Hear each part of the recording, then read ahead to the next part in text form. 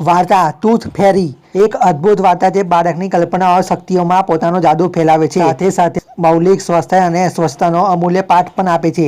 આ એક એવી વાર્તા છે જે બાળકો વારંવાર સૂવાના સમયે મનોરંજક વાંચન માટે વાંચશે. નવા જંગલમાં ઊંડાણમાં જ્યાં ક્યારેક કોઈ મોટા લોકો ગયા ન હતા, ત્યાં ઓર્ડન ગાર્ડન્સ નામનું એક નાનું જાદુઈ ગામ હતું. અહીં ઇન્સિઝર, કેનાઇલ અને મોલર નામની ત્રણ નાની દાંત પરીઓ તેમના કારખાનામાં કામમાં વ્યસ્ત હતી. ત્રણેય દાંત પરીઓના નામ દાંતના પ્રકારો પરથી રાખવામાં આવ્યા હતા. ઇન્સિઝર ઊંચો અને પાતળો હતો અને તેના વાળ ટૂંકા ગુલાબી હતા. કેનાઇલ પણ વાદળી વાળ અને ઊંચો હતો અને મોલાર વાકડિયા ચાંદીના વાળ ધરાવતો ટૂંકો બુદ્ધિશાળી હતો. આખો દિવસ નાની પરીઓ રાત્રે એકત્રિત કરેલા બાળકોના દૂધના દાંત સાફ કરતી અને ચમકાવતી. ઓર્ડર ગાર્ડનમાં ગામના રસ્તાઓ અને નાની પરીઓ માટે ઘરોમાં ફર્નિચર જેવી ખૂબ જ ઉપયોગી વસ્તુઓ બનાવવા માટે દાંતનો ઉપયોગ કરવામાં આવતો હતો. એક દિવસ ઇન્સિઝરને ખ્યાલ આવ્યો કે સફાઈ ફેક્ટરીમાં આવતા દાંત પહેલા જેટલા મજબૂત નથી. અરે, ઇન્જિનિયરે કહ્યું, આ દાંત નાજુક અને બરડ છે. તેમાં છિદ્રો અને કાળા ડાઘ છે. હું મારા કપડાથી તેને પોલિશ કરવાનો પ્રયાસ કરું છું કે તરત જ તૂટી જાય છે. આપણે શું કરીએ? હા, કેનાઇલ બોલ્યો.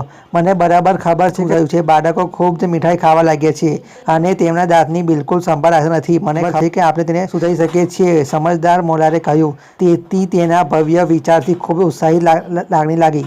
ત્રણેય પરીઓ એકબીજા સાથે જોતી હતી અને મોલાર બધું સમજાવે ત્યાં સુધી રાહ જોતી રહી. હંમેશની જેમ એક અદ્ભુત વિચાર આવ્યો. તે ત્રણેય કોઈ સમય બગાડ્યા વિના સીધા જ કામ પર લાગી ગયા. રાત્રે કૂતરાઓ વારો હતો કે ઊંડી જાય અને બાળકોના ઓશિકા નીચેથી બધા દૂધના દાંત ભેગા કરે.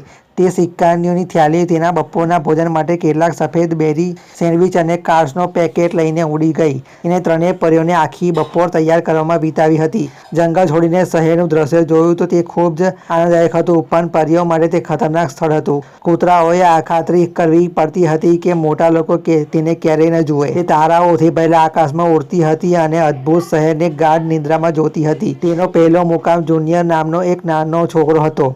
વહેલી રાત્રે જુનિયર અને તેની મમ્મીએ તેના દૂધના દાંતને ઓશિકા નીચે રાખ્યો હતો. મમ્મીએ જુનિયરને પથારીમાં સુવડાવ્યો અને તેને દાંતની પરી વિશે બધું કહ્યું, જે તેના દાંતના બદલામાં થોડા પૈસા છોડી દેશે. તેણીએ તેને ગુડ નાઇટ કિસ આપી અને તેને સૂઈ જવા દીધો. કેનાઇલ પહોંચ્યો ત્યાં સુધીમાં જુનિયર ગાઢ નિંદ્રામાં હતો. તે ઉપરની બારીમાંથી ઊંડી અંદર ગઈને ખુલ્લી હતી અને ઝડપથી જુનિયરના ઓશિકા પાસે ગઈ. તે તેની બાજુમાં બેઠી અને કાર્ય માટે તૈયારી કરવા માટે થઈ ગઈ.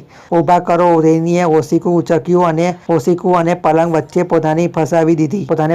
તેણીએ ઝડપથી દાંત પકડીને તેના બેડ પેક પર ફેંકી દીધો. તેણીએ ઓશિકા નીચે બે સિક્કા અને પરીનું ખાસ કાર્ડ મૂક્યું અને બધું દૂધના દાંત શોધવા માટે રાત્રિના આકાશમાં ઉડી ગઈ. સવારે જુનિયર જાગતાની સાથે જ તેને ઓશિકા નીચે શોધખોળ કરી કે શું દાંત પરીએ તેના માટે કોઈ પૈસા છોડી દીધા છે. સિક્કા શોધીને તે ખૂબ જ રોમાંચિત થયો અને તેના હાથમાં પડેલા કાર્ડ તરફ ખાલી નજરે જોતો રહ્યો. મમ્મીએ કાર્ડ વિશે કંઈ કહ્યું નહીં. તેને આશ્ચર્ય થયું. તેણે કાર્ડમાંથી વાંચ્યું, દાંતને સ્વસ્થ રાખવા માટે ટૂથ ફેરી માર્ગદર્શિકા. 1. સ્વસ્થ ખાઓ. 2. ખાંડવાળી મીઠાઈઓ અને મીઠાનું સેવન અને પીણાનું સેવન ઓછું કરો. 3. દિવસમાં 2 વાર દાંત સાફ કરો. 4. ફ્લોરાઇડ ટૂથપેસ્ટનો ઉપયોગ કરો. 5. નિયમિત રીતે દંત ચિકિત્સકની મુલાકાત લો. ઓર્ડર ગાર્ડનમાં ગામમાં પાછા ફર્યા પછી પરીઓ બાળકોને જે નવું માહિતી કાર્ડ આપી રહી હતી તેનાથી ખૂબ ખુશ હતી. થોડા જ સમયમાં ફેક્ટરીમાં આવતા દૂધના દાંત ફરીથી મજબૂત અને સ્વસ્થ થઈ ગયા.